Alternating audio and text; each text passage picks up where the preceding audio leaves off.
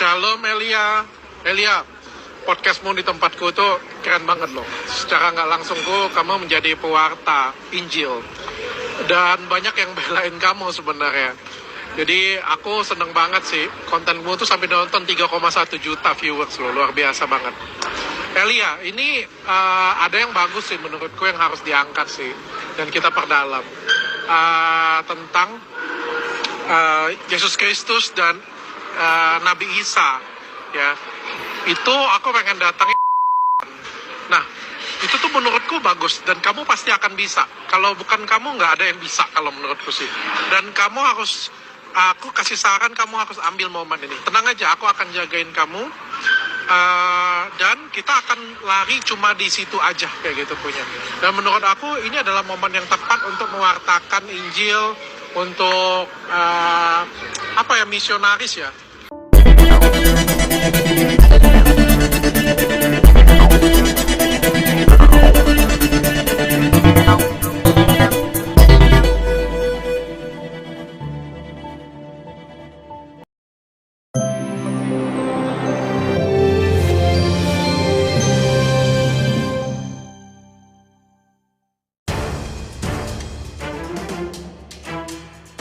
Dr. Richard Lee kembali jadi sorotan satu Indonesia.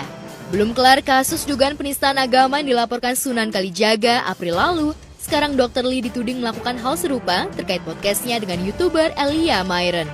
Elia yang tampil sebagai bintang tamu di podcast Dr. Lee pada akhir November lalu, dituding membahas hal-hal yang sensitif dan pernyataannya tidak diedit oleh Dr. Lee sehingga menyinggung masyarakat Muslim. Walhasil klinik kecantikan yang terletak di kawasan Kelapa Gading terpaksa tutup sementara lantaran didemo oleh sejumlah ormas Muslim. Dr. Lee dianggap sebagai pemecah kerukunan umat beragama. Kita protes kepada Richard Lee yang telah menghina. Untuk itu kita hadir di sini.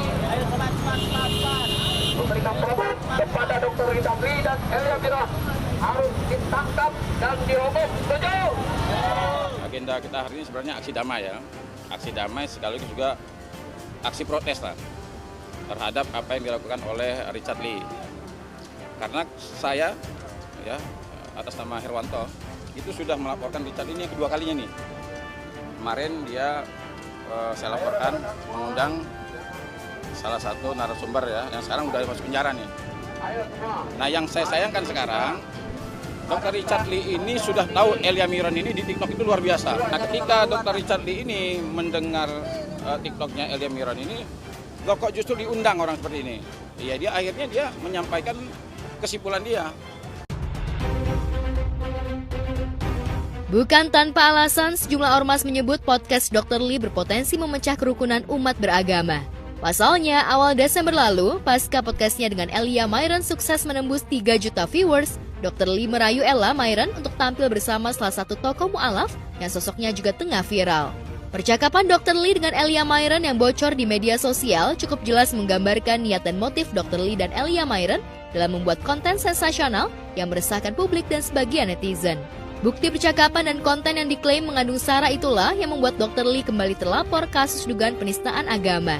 Rabu pagi ini, sejumlah aktivis ormas Islam yang melaporkan Dr. Lee akan kembali ke Polda Metro Jaya untuk melengkapi BAP. Itu tuh menurutku bagus dan kamu pasti akan bisa. Kalau bukan kamu nggak ada yang bisa kalau menurutku sih. Dan kamu harus, aku kasih saran kamu harus ambil momen ini. Tenang aja, aku akan jagain kamu. Dan kita akan lari cuma di situ aja kayak gitu punya. Banyak yang tanya dengan saya, Dok, apakah VN itu adalah suara saya? Benar, itu adalah suara saya. Jadi itu murni kesalahan saya ingin mengajak Elia untuk datang ke podcast saya. Namun amat sangat saya sesalkan sekali voice note ini tersebar karena saya tidak pernah mengirim voice note ini melalui handphone saya, melalui chat pribadi saya. Saya mengirimkan voice note tersebut dari handphone tim saya. Jadi saya tidak pernah chat Elia secara pribadi. Alhamdulillah kemarin saya sudah ditelepon oleh Polda Metro Jaya segera mungkin. Seharusnya bisa hari ini nih diperiksa, cuma karena hari ini kita sudah ada aksi, besok saya diperiksa nih. Nah karena ini sudah jadi atensi. Kebetulan kemarin juga ada komika juga yang menghina nama Nabi Muhammad kan. Muhammad apa artinya Muhammad? Akhirnya dia tangkap nih. Nah sekarang ini laporan polisi penistaan agama ini menjadi atensi untuk segera dipercepat dan diselesaikan. Alhamdulillah besok saya diminta keterangan di Polda Metro Jaya. Saya komplit bukti percakapan dia di podcast dan itu sudah saya transkrip. Kalimat per kalimat sudah saya pindahkan dalam bentuk hard copy. Saya sangat menyesalkan ini bisa terjadi kegaduhan karena bukan itu inti dari podcast dan konten saya. Saya ingin memberikan edukasi kepada masyarakat. Saya minta maaf dan sebenarnya kemarin Kodon Ditan dan juga perwakilan dari Elia yaitu Mas Edwin sudah datang ke podcast saya berdiskusi tentang apakah Yesus Kristus dan Nabi Isa itu adalah pribadi yang sama atau berbeda. Dan sepertinya supaya tidak menimbulkan kegaduhan, konten ini akan saya hold dan tidak ditayangkan. Kasus dugaan penistaan agama jilid 1 belum kelar, Dr. Lee harus menghadapi kasus penistaan agama jilid 2. Namun sama seperti kasus yang pertama, Dr. Lee menyatakan bahwa dirinya hanyalah host yang bertanya kepada tamu podcastnya, bukan dirinya yang membuat pernyataan yang mengandung sara. Namun sebagai pembesut dan pemilik konten YouTube, Dr. Lee seolah dianggap tidak menyaring apa yang patut ditampilkan ke hadapan publik, hingga terkesan hanya ingin mengeruk keuntungan dari podcast sensasional yang menghasilkan monetize ratusan juta rupiah dalam sekejap. Mualaf. Tapi berita-berita ini dijadikan dia, saya rasa, menjadikan komersialisasi. Apalagi kemarin kan, teman-teman pasti tahulah, yang sudah beredar di media sosial, percakap not, voice note. Voice note itu sudah jelas kan bahwa viewers yang dikejar sama dia. Nah ini artinya podcast ini dijadikan bukannya tempat edukasi, bisa dijadikan provokasi dan tadi ya cari cuan. Waktu terdahulu Richard ini saya laporkan kan, dia cengar-cengir aja, cengenges aja. Dia menganggap bahwa loh yang ngomong kan bukan saya, yang ngomong orang lain bukan saya kata dia. Dia menganggap bahwa ketika orang lainnya mengatakan dia bisa selamat dari hukum. Padahal saya sudah katakan dulu ada perkara pemilik tabloid. Ya. Dia menulis di situ Nabi Muhammad itu terkenalnya nomor sekian lah. Tapi begitu tabloid itu dijual, langsung umat muslim itu marah. Padahal sebenarnya survei dia itu benar sesuai dengan data. Tapi dia ditangkap 5 tahun penjara. Kenapa dia 5 tahun penjara? Karena pemilik tabloid itu punya kewajiban melakukan penyuntingan. Kalau di podcast itu dia punya kewajiban edit. Jadi kalau sana sudah berbau dengan agama yang kira-kira bisa menimbulkan perpecahan, dia harusnya diedit. Nah inilah kesalahan dari Dr. Richard Lee. Dia menganggap bahwa apa yang diomongkan orang itu dia bukan salah saya, padahal dia punya kewajiban. Sekali lagi, saya minta maaf jika mengecewakan kalian semuanya. Saya juga sebelum membuat video ini sudah banyak berdiskusi, baik dengan Ustadz Felix Yao, Ustadz Dery Sulaiman, dan beberapa teman Ustadz saya yang lain. Biarlah waktu yang membuktikan semuanya.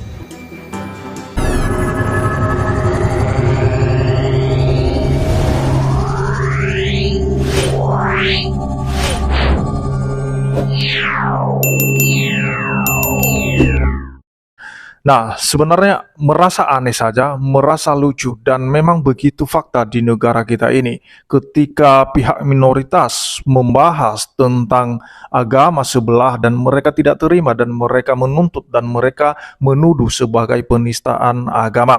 Nah, kalau kita lihat saudara-saudara kita yang dari pihak Muslim, khususnya para polemikus dan juga beberapa oknum ustadz yang membahas tentang kekristenan dan secara terang-terangan membahas ayat-ayat Alkitab seperti Ustadz Kainama, Donditan, Yaya Waloni, Babe Haikal, dan juga Menachem Ali, Yonatan Nandar, dan banyak lagi ustadz yang suka membahas tentang ayat-ayat Alkitab. Bahkan di dalam pengajian mereka dalam masjid, mereka membawa Alkitab dan mereka mengkaji ayat-ayat kitab suci Kristen. Dan kenapa orang Kristen tidak pernah menuntut dan tidak pernah mengatakan bahwa mereka menista agama? Nah, sedangkan Elia Myron itu hanya membahas sejarahnya saja, membahas belum tentu menista, dan itu sesuai fakta apa yang sudah dibahas Elia Myron di dalam podcast Richard Lee ya.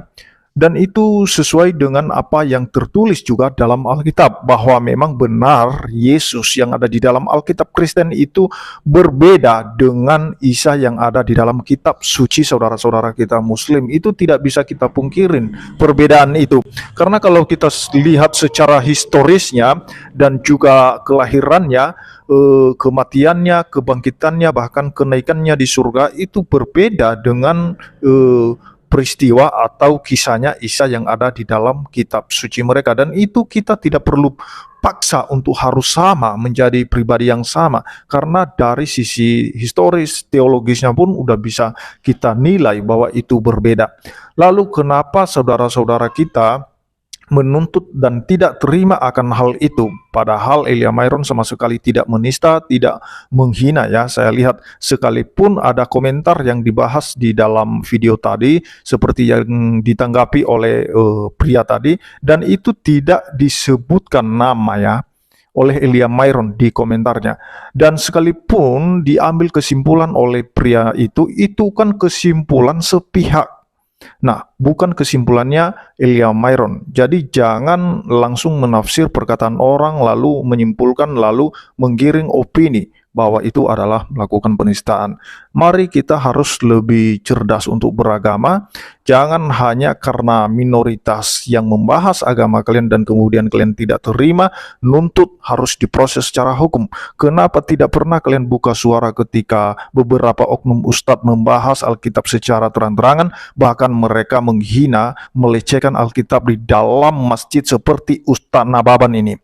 Nah, Ustadz Nababan itu melecehkan Alkitab sehingga dia bisa memanggil salah seorang dari jemaatnya dan menguji kesaktian Alkitab di dalam masjid. Apakah itu bukan penistaan? Nah, jadi teman-teman, sebenarnya ada ketidakadilan, ada ketidakkonsistenan, tidak ada yang nuntut supaya diproses secara hukum. Nah, jadi itu yang perlu saya sampaikan kepada teman-teman semua. Jadi inilah fakta yang ada di negara kita dan inilah ketidakadilan sebenarnya. Jadi mari kita tetap berdoa bagi saudara-saudara kita yang sebelah ya, yang seberang, supaya mereka benar-benar bisa memahami semua situasi dan kondisi dalam negara kita ini. Jadi jangan hanya melihat kesalahan dari minoritas saja, dan itu pun belum tentu salah. Tetapi mereka tidak melihat kesalahan yang dilakukan oleh saudara-saudara seiman mereka, khususnya ustadz-ustadz mereka yang suka membahas ayat Alkitab dalam masjid. Dan sekalipun kita lihat tadi voice note Dr. Richard Lee kepada Elia Myron tentang pemberitaan Injil atau misionaris, dan itu sah-sah saja, wajar saja, itu juga bukan penistaan. Apa salahnya kalau orang atau seseorang membicarakan tentang bagaimana mereka harus memberitakan Injil, memberitakan apa isi kitab suci mereka? Kenapa harus dianggap itu sebagai misi atau tujuan kristenisasi? Nah, bagaimana dengan oknum-oknum ustadz yang misalnya membahas tentang dakwah mereka, bagaimana dakwah mereka harus ke pelosok-pelosok, mereka harus ke kampung-kampung, ke kota-kota untuk berdakwah. Apakah kita menganggap itu sebagai penistaan? Itu juga tidak mungkin, karena setiap orang berhak mendeklarasikan imannya kepada siapapun yang berhak mendengarnya. Nah, jadi kalau masalah mau terima atau tidak pemberitaan Injil itu tidak masalah. Hakmu juga untuk memilih percaya atau tidak. Jadi mari kita jangan sampai kita tidak bisa memahami setiap kalimat orang, kata-kata orang, langsung kita menanggapi secara negatif dan memikirkan secara negatif. Makanya kita harus belajar berpikiran positif, supaya apa-apa yang kita lihat, yang kita dengar jangan selalu isinya negatif. Nah, jadi mari kita singkapi dengan positif. Mari kita ambil hikmahnya saja. Jadi itu saya sampaikan kepada teman-teman semua supaya tahu bahwa memang kita berbeda dengan mereka. Jadi kiranya Tuhan Yesus memberkati kita semua. Shalom.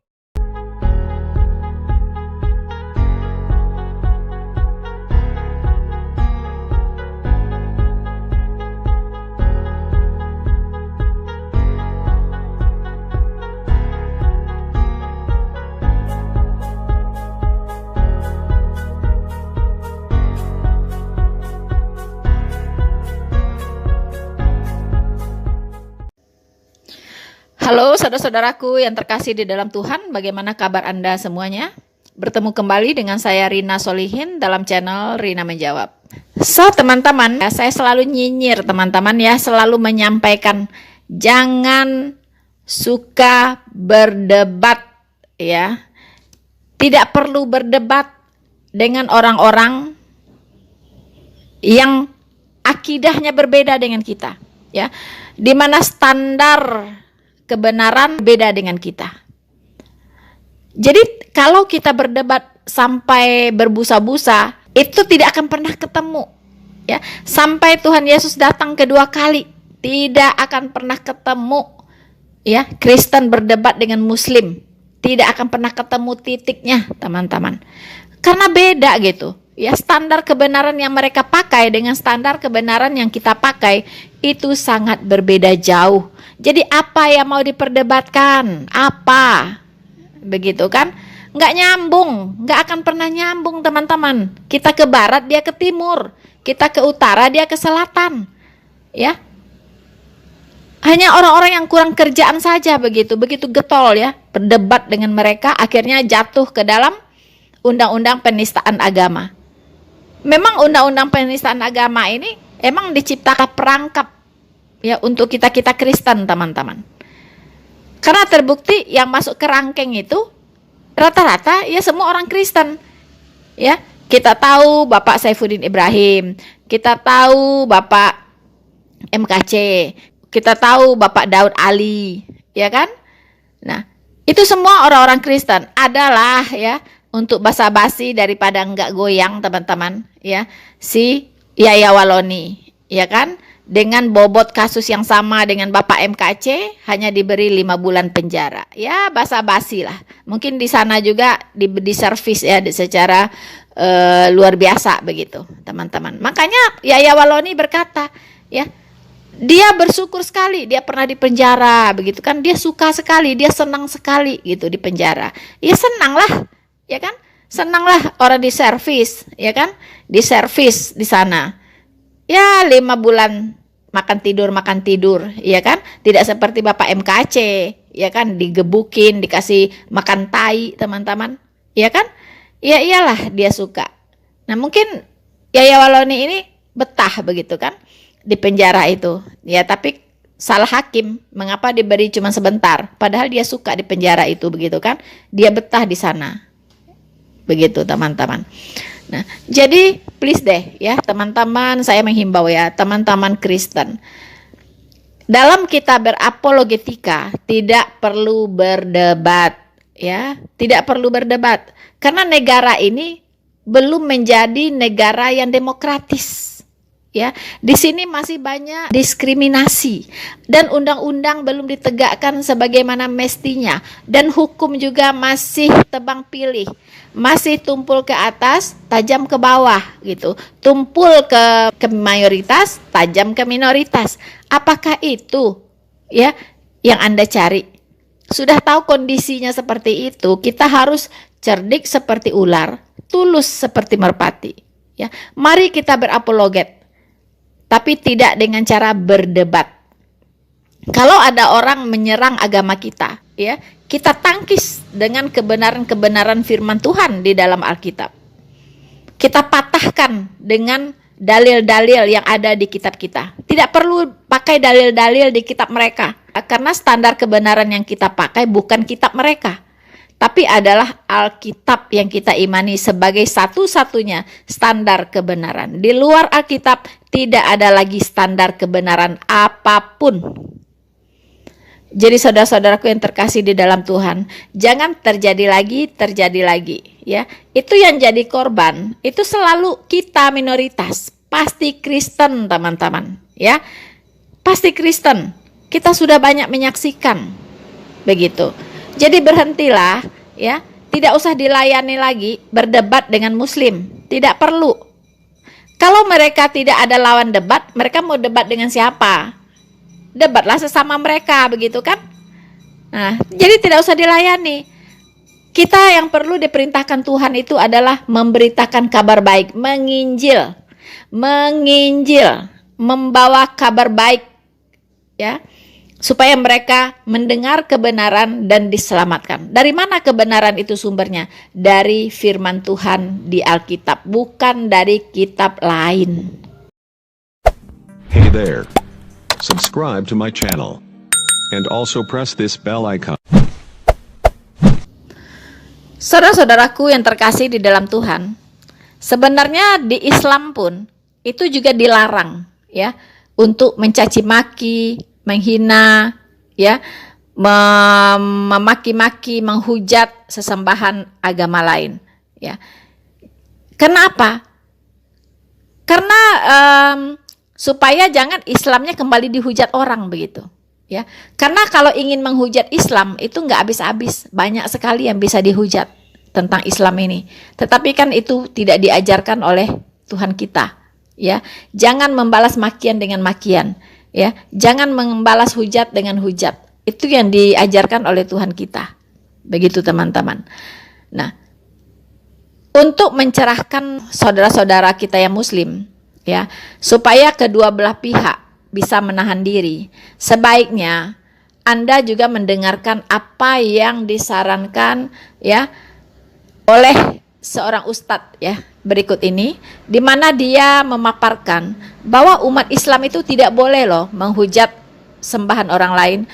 Umat Islam itu haram loh hukumnya memaki-maki sembahan orang lain, memfitnah sembahan orang lain, ya, melecehkan ya sesembahan orang lain dan agama orang lain, itu haram loh hukumnya. Karena kalau Anda lakukan, maka yang dihujat orang adalah Nabi Anda dan Allah SWT Anda, itu yang akan kena sasaran hujat ya. Jadi Islam ini tidak mau begitu ya. Karena mungkin dulu sudah pernah terjadi begitu, sampai keluar ayat ini mungkin dulu sudah pernah terjadi. Ketika Islam ini menghujat agama orang, akhirnya dia dihujat habis-habisan ya. Nah, yang dipermalukan akhirnya Islam juga kan. Jadi saudara-saudaraku yang terkasih di dalam Tuhan, untuk kesempatan ini ya, baiklah kita akan mendengarkan apa pemaparan ya yang disampaikan oleh Ustadz ini bagi umat muslim. Dan tentunya bagi kita Kristen, kita juga harus tahu bahwa Islam tuh loh dilarang loh sebenarnya menghujat-hujat agama lain. Tapi mengapa mereka lakukan? Ya, mungkin karena mereka belum tahu. Ya, mereka belum tahu. Untuk itu kita kasih tahu sekarang. Selamat menyaksikan.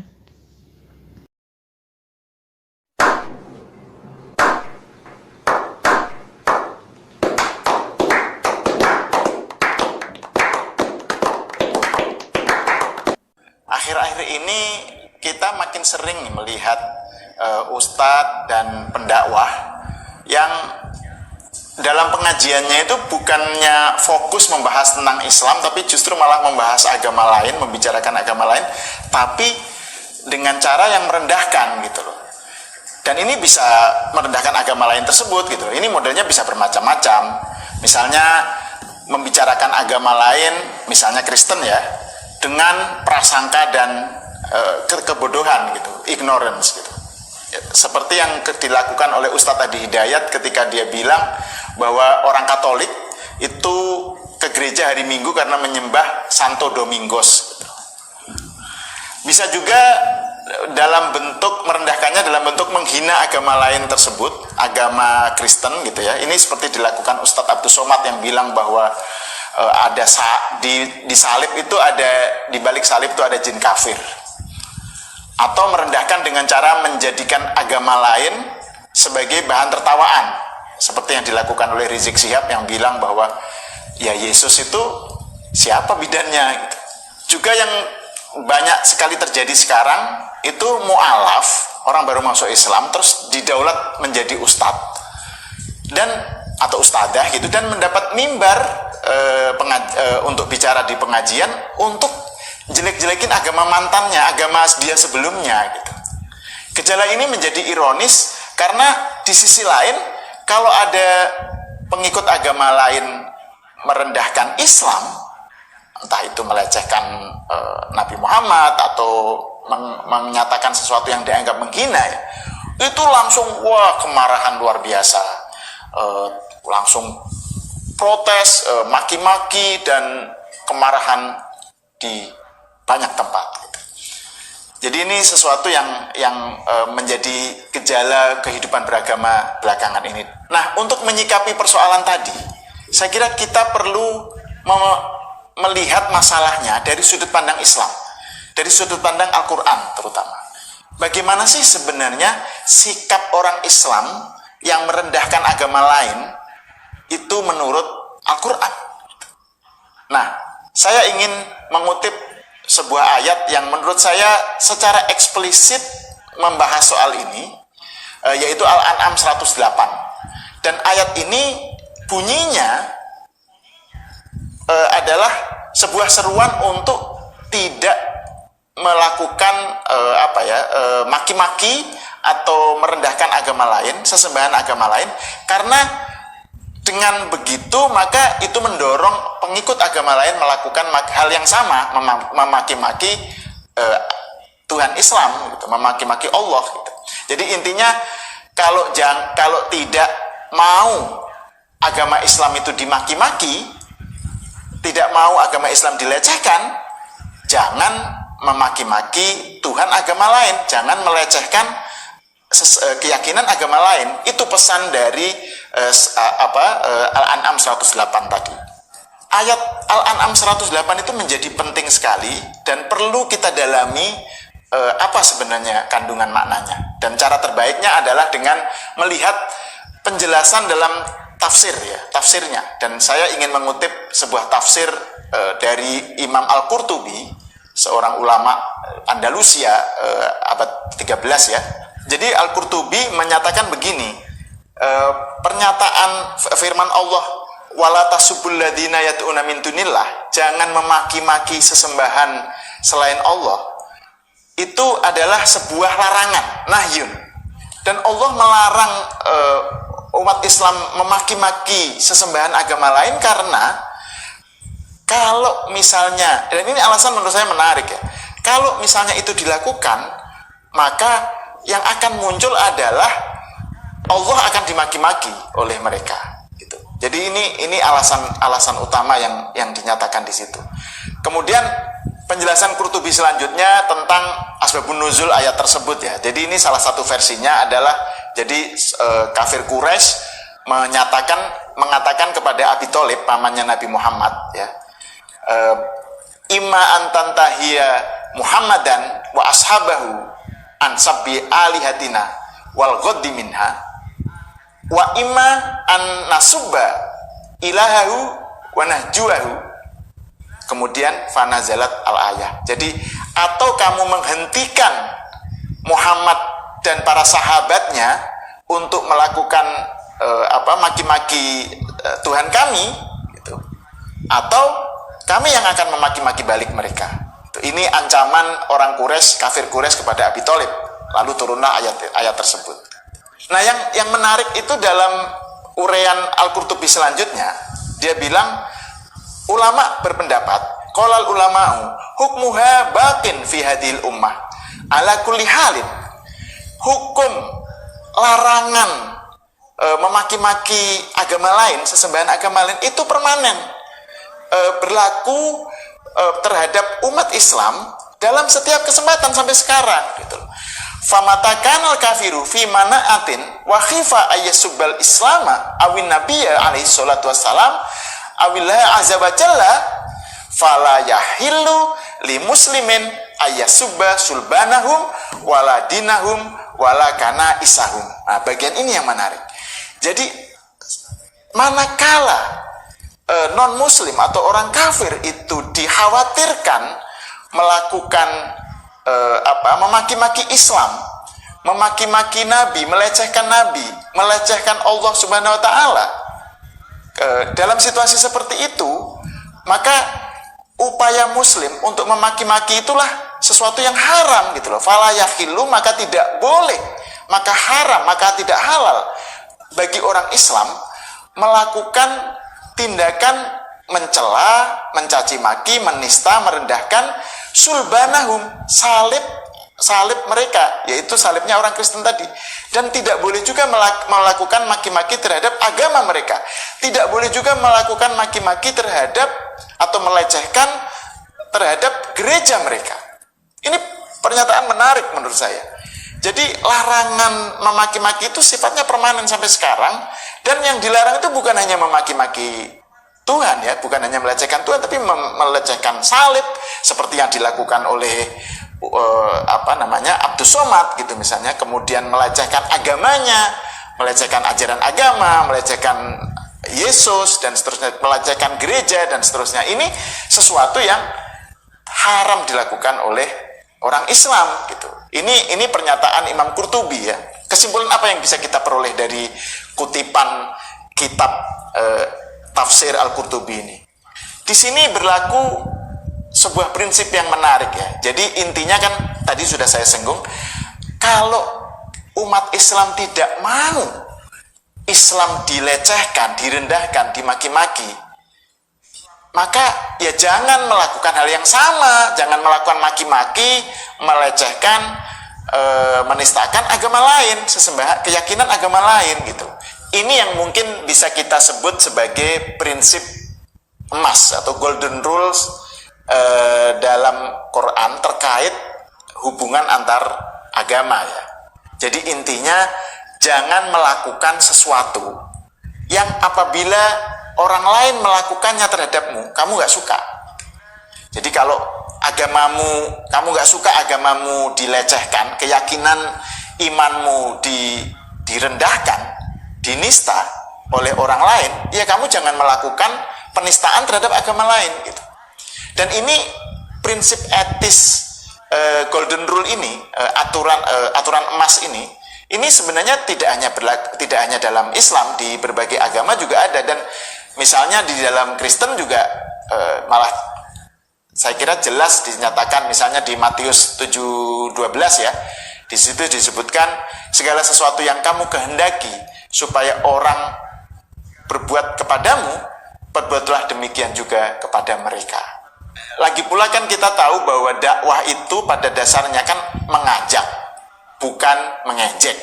Quran sendiri bilang bahwa berdakwahlah dengan hikmah, dengan kebijaksanaan, dan dengan mauizah hasanah. Ini kalimat yang sering disebut ya, dengan penuturan, pitutur yang baik, bukan ejekan terhadap kelompok lain gitu, terhadap agama lain gitu. Dan kalaupun toh kita terlibat ke dalam perdebatan atau perbincangan dengan pengikut agama lain, lakukanlah dengan cara yang baik gitu loh, dengan cara yang tidak merendahkan agama lain. Dan upaya semacam ini bukan berarti bahwa orang Islam itu lantas mengimani keyakinan agama lain, bukan, tapi ini menghargai keyakinan agama tersebut, melihat agama lain dari perspektif pemeluknya gitu. Karena memang lagi-lagi saya ingin kembali kepada Al-An'am 108 tadi kan, ada petikannya yang bilang ya ini sesuai dengan petikan ayat Al-An'am 108 ya, yang berikutnya, kadzalika zayyana likulli ummatin amalahum, demikianlah kami jadikan setiap umat itu menganggap baik tindakan mereka, amalan mereka, agama mereka gitu. Jadi kenapa sikap saling menghormati itu penting, sikap tidak menista agama lain itu penting, karena bagi orang Islam itu memang ya keyakinannya yang paling benar gitu. Tapi bagi orang non-Muslim, bagi orang Kristen, keyakinan mereka lah yang paling benar. Bagi orang Yahudi juga sama, keyakinan agama Yahudi lah yang benar, dan seterusnya gitu loh.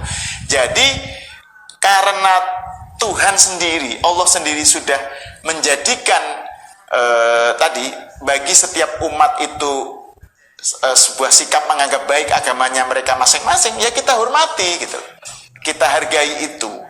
Jadi intinya, kalau memang mau berpatokan kepada Al-Quran nih, ustadz atau pendakwah atau ulama yang membicarakan agama lain, ya jangan merendahkan lah, jangan menista agama lain, jangan mengolok-olok agama lain, karena kita juga kan umat Islam nggak suka kalau agama kita diolok-olok, direndahkan.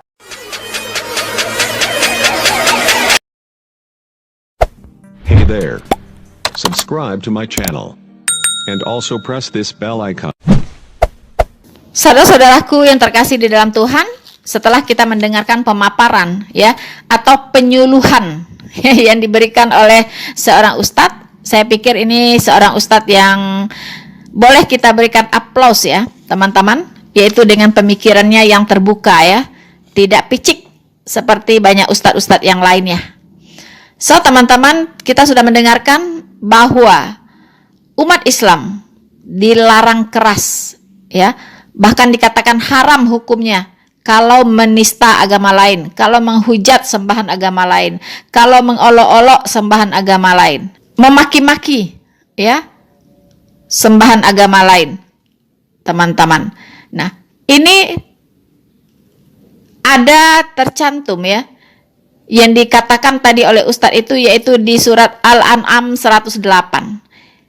Di sana intinya, kalau tidak mau agama Islam dilecehkan, janganlah melecehkan agama lain. Kalau Islam tidak mau dihujat, janganlah menghujat agama lain. Kalau Islam tidak mau dimaki-maki, janganlah memaki-maki agama lain. Kalau Islam tidak mau dihina, janganlah menghina-hina agama lain. Ya, kalau Islam tidak mau diolok-olok, janganlah mengolok-olok agama lain.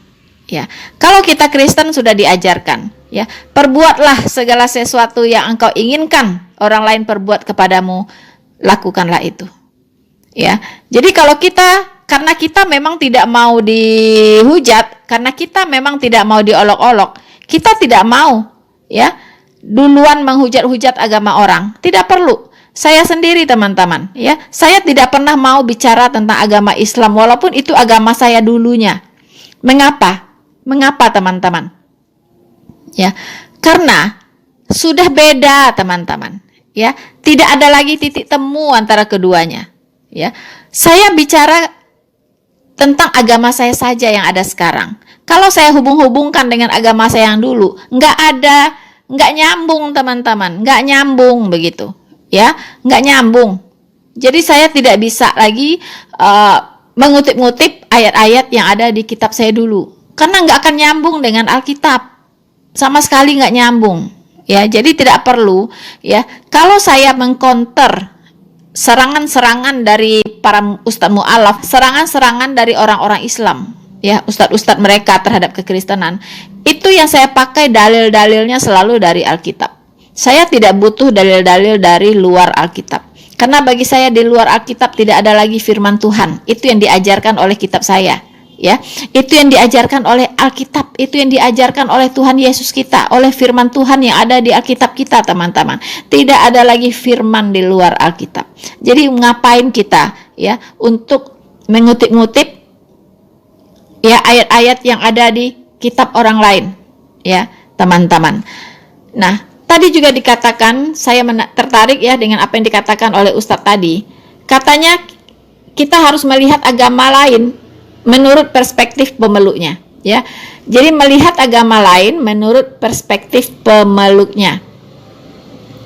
Ya, itu saya setuju sekali ya, teman-teman. Saya setuju sekali. Kalau seandainya teman-teman Muslim ingin berbicara tentang kekristenan, bacalah Alkitab, ya. Baca Alkitab. Kalau Anda bicara tentang kekristenan, lalu yang Anda baca Al-Quran tok, nggak bisa, ya. Baca Alkitab, tapi pahami dengan benar, ya. Pahami dengan benar sesuai dengan perspektif Alkitab, bukan sesuai perspektif Al-Quran. Di situ nanti akan terjadi perbenturan, teman-teman, ya.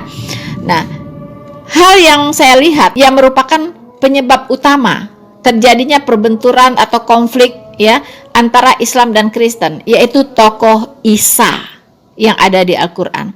Saya mohon teman-teman Muslim tolong dipahami, dan juga saya mohon teman-teman Kristen, ya, tolong dipahami dan dengarkan baik-baik, ya, bahwa mulai hari ini, ya, mari kita sama-sama meyakini kebenaran ini. Apa itu? Bahwa tokoh Isa yang ada di Al-Quran bukanlah tokoh Yesus Kristus Tuhan yang ada di Alkitab. Kalau ini clear, tidak ada persoalan, ya, tidak ada lagi persoalan. Teman-teman Islam tidak bisa lagi menghujat-hujat Yesus, bahwa Yesus tidak disalibkan, ya, bahwa Yesus ini kawin lalu beranak pinak, ya, bahwa Yesus bukan juru selamat, bahwa Yesus bukan Tuhan, tidak bisa lagi, ya, karena itu tidak ada di kitab Anda. Kalau toh itu yang Anda yakini, itu adalah tokoh Isa, bukan Yesus Kristus. Kalau dari perspektif kekristenan, kalau dari perspektif Alkitab, Yesus itu adalah Tuhan, ya, Yesus itu adalah juru selamat, dia adalah Elohim, ya, yang datang ke dunia ini menjadi manusia. Dia adalah Jehovah, ya. Dia bukan tokoh lain, bukan sesuatu yang datang kemudian, bukan.